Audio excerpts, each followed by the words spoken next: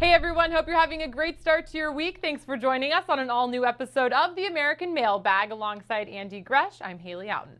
Andy, it's good to be back here in the studio with you. We're coming off Basketball Media Day, but we now flip the page back to football. Whoa, wait a minute now. You're not just going to brush by going to Philly and me not ask you a certain amount of questions. All right, what do you have? Like, did you get a cheesesteak when you were in did. Philadelphia? I absolutely did. It's not an impressive one, though. Well, so it's not one of either like Jim's or Pat's or Gino's? It was the Airport Marriott cheesesteak. Woo, okay. Yeah. All right. Well, that was something, right? Very unique, although I feel like, most people in Philadelphia do the cheesesteak pretty well, so... Yeah, we didn't actually step outside into Philadelphia. We stayed in the airport. I got you. Yeah, So. I mean, because I know there are the tourist trap places, and then there are the ones that either the locals or the largos like me go to in Philadelphia where you really know where to go. So basically, you went to Philadelphia, and you saw the inside of an airport, the inside of a hotel, turned around and came back to sit here and do this stuff with me. Exactly. Talked to 24 head coaches and then raced back here just to be with you. Have my donuts and coffee. I feel like the 25th head coach here now. So there we go. Let's break down small forwards. So we have some stuff to talk about today. Even though we were talking basketball yesterday, fans around the American are fully invested in their football teams, especially in Memphis. And we received a decent amount of questions from the Memphis fans regarding a particular play call last Saturday. About 2 minutes left to go in the game. I mean, one that wasn't magnifico. It could have been magnificent. Yeah, there you go. But then it wasn't because it was overturned. So, Andy, fans want to hear your thoughts on this play call that ultimately kind of, in their mind, impacted the end of this game. And I know you had a chance to take a few different looks at it. Let's just be very clear right out of the chute. The call is correct. Now, we can look at all the reasons why Memphis lost this football game, and I'm sure we will. But this call was not one of them. And look, I think the network partners could have done a better job of maybe slowing it down a little bit for people at home, but we've got it here for you on the American Mailbag. And when you look at this originally, right? So here comes the throw from Brady White. When you look at it here with the back turn, it looks like Magnifico makes the catch. But as you see the replay, I want you to watch the left and the right arm. Look at the elbows apart, then look at the right arm and watch how the ball hits the turf and pops up. Now, Haley, the reason it hits him in the breadbasket is because that ball hits the turf. And I can't stress that part of it enough. He did not tuck it in to maintain control. If he had maintained control, there's a couple of things the officials would have looked for. The hands, the elbows together. But more importantly, this ball does not pop into Joey Magnifico's belly without it hitting the ground. So an extra replay or a slowed down replay would have helped, but the officials got this right. Now, in terms of why Memphis lost the game, we can get into that, but I also think that it is very fan to assume that, well, we would have gotten that and we would have kicked the field goal and we would have won the game.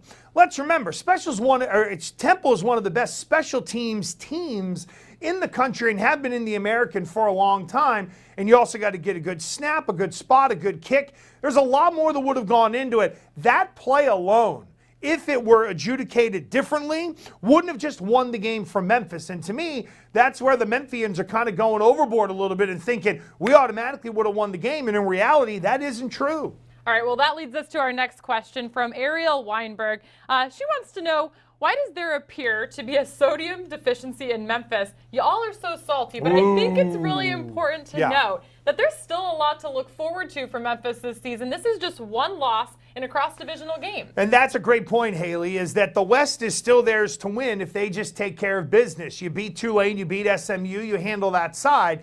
You're still in the American Conference Championship game with a chance to still host that game, which is very important.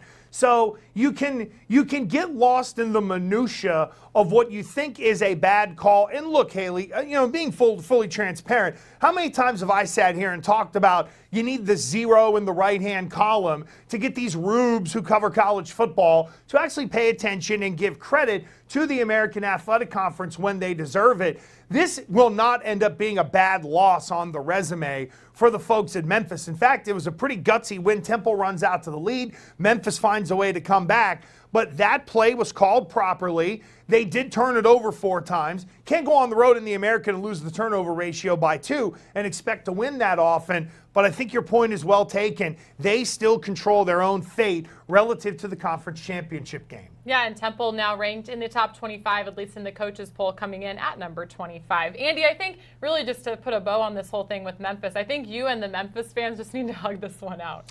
Maybe so. I mean, look, I know that I have the facts on my side in terms of the opinion. And again, you know, in all honesty, maybe them being hot down there, it's going to get the old kettle boiling a little bit, and it may end up being good for this football team. I think the other message, too, from Mike Norvell is, guys, let's not get down early. I mean, we put ourselves in a hole early on against Temple here, so we can't be doing that, especially when we go out on the road. Well, for Memphis, it'll be important to definitely turn that page quickly, as they have what could be one of the most important games on their schedule this weekend against Tulane. So, anyways, moving on, a question from James Cox. He wants to know, what does the American have to do to be given a true chance at inclusion to the College Football Invitational? Go Knights. Well, unfortunately, this year they're not going to get one because they're already at 2 losses. And I think that Memphis, Tulane, SMU, Cincinnati, they're the teams that are really poised to maybe get into, say, a New Year's Six bowl. That said, I think we need to step out of ourselves for a moment here if you're a Knights fan and just realize how far this team has come.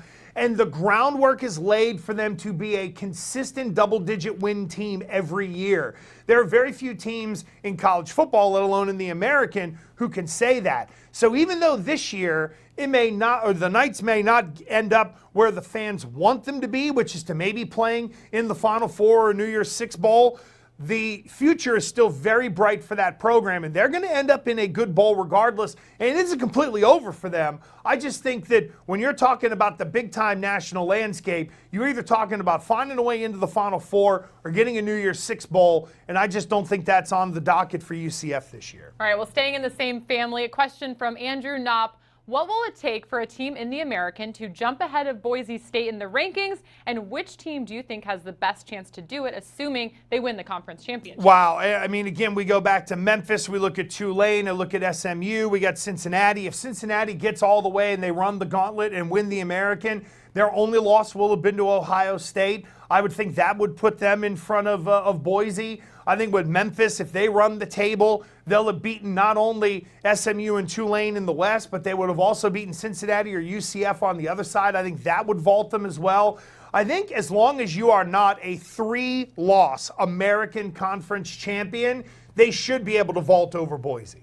All right, from Byron Noe, he wants to know, will Tulane knock off Memphis this weekend? Important to note, though, the Tigers, they're at home. Yeah, and look, Memphis should be all wound up with a lot of lessons learned and making sure that they cross their T's, dot their I's. They got to get off to a good start. Justin McMillan's played great for Tulane this year. This is going to be a real battle. I mean, this to me is going to be a dogfight that's going to be, low 30s in terms of scoring on each side. At least that's the way I read it right now. But to me, it's a coin flip because Willie Fritz has really accelerated the growth of that Tulane program. I know I'm not supposed to sit here and give you wishy-washy answers.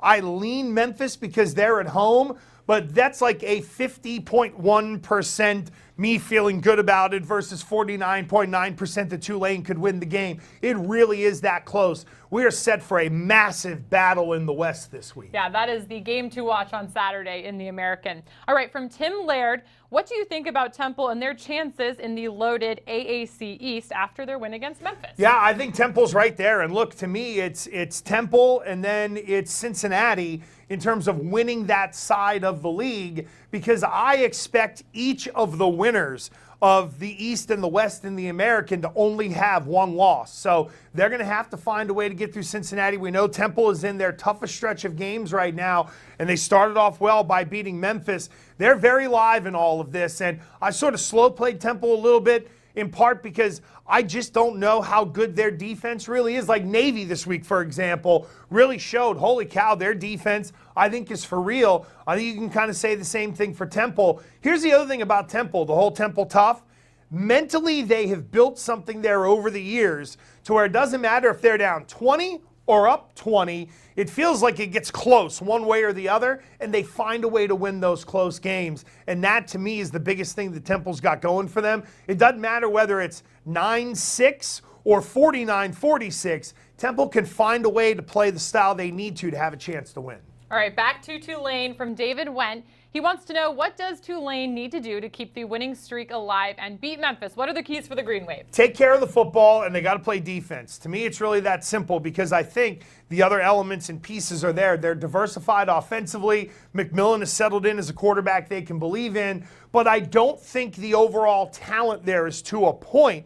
A little bit like UCF was tested at Cincinnati. They were able to hang in that game even though they turned it over 4 times. I don't know if Tulane across the board can have a 3 or 4 turnover game and still be able to beat good teams. All right, we're ending the show with a big announcement. We are putting our trust in Mr. Andy Gresh right here. So the American Mailbag is partnering up with Adidas. Each week we're going to pick the fan, or Andy's going to pick the fan who it's his favorite question, and that fan is going to win a pair of Adidas shoes. So Andy, as fans take in this information and would like to win a nice pair of Adidas kicks, what are some of the criteria that you're looking for when it comes to making this big selection? I even have nothing to do with this. This is all you. I would say this. I am impervious to human thought, so if you want to get after me, I'm totally okay with that, right? If you have something that is super intelligent that makes me think, that might catch me off guard to the point where I would say, okay, this guy deserves a pair of shoes. And probably be at least a little timely. And I'm assuming that, look, I think we have some funny people out there, but if you're funny and it's not, you're completely out right away. You can have the greatest question ever. If you try to make a joke and it doesn't make me laugh, you're out. So we got that going for you. So people, I encourage creativity. It's okay if they want to get after me. It's okay if they want to get after you. Like, me into this. Well, why not? I mean, we're a tag team here, are we not? So, no, but in all seriousness, this will be a lot of fun. I can't wait to pick out the question of the week and give away some kicks. And you and I are getting some too, so we win out of this whole deal. Everybody wins. That's right. This is going to be good. Now, where's Meek and where's Meek Mill? He's taking the week off. Disappointing. No, Nick Mill. You don't take the week off from the American Mailbag. No Will Sports. Our regulars what is going on here this week? So they must have been so mesmerized watching you on the basketball end that they didn't have time to create football questions. I mean, there was 6 hours of the workday taken up yesterday of course. Talking straight hoops. So and no one watches this to look at me. So, I mean, you know. You're too kind. Too kind. All right. Well, I'm sure Meek Mill will be sending in that one. Oh, here we go. That's right. If you'd like to win a pair of Adidas shoes, make sure you submit a question next week on Facebook, Twitter, or Instagram, and make sure to use the hashtag AskAndyFB. We hope you have a great rest of your week. Make sure to join us on Thursday night for an all-new episode of The American Huddle. On behalf of Andy Gresh, I'm Haley Outen. We'll see you next week.